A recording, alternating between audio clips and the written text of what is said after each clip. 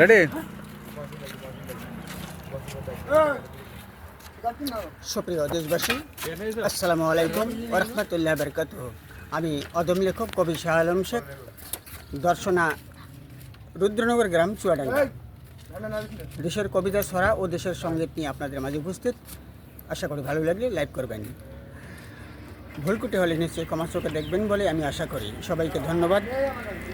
প্রথম শুরুতে আজকে যেখানে দাঁড়িয়ে আমরা এই ভিডিওটা আপনারা দেখতে পাচ্ছেন, এটাকে বলা হয় রুদ্রনগর গলাইদড়ি ঘাট। এই রুদ্রনগর গ্রাম গলাইদড়ি ঘাট নিয়ে যে আমি কবিতাটি লিখেছি। তো আশা করি আপনাদের ভালো লাগবে। ভালো লাগলে অবশ্যই লাইক করবেন। সবাইকে ধন্যবাদ। শুরু করছি।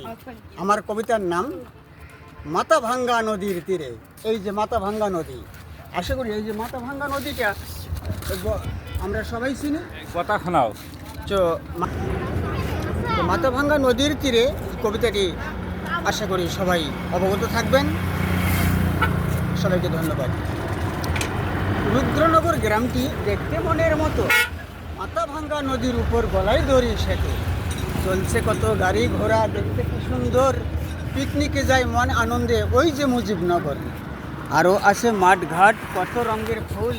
নদীর তীরে গড়ি আছে সুন্দর স্কুল।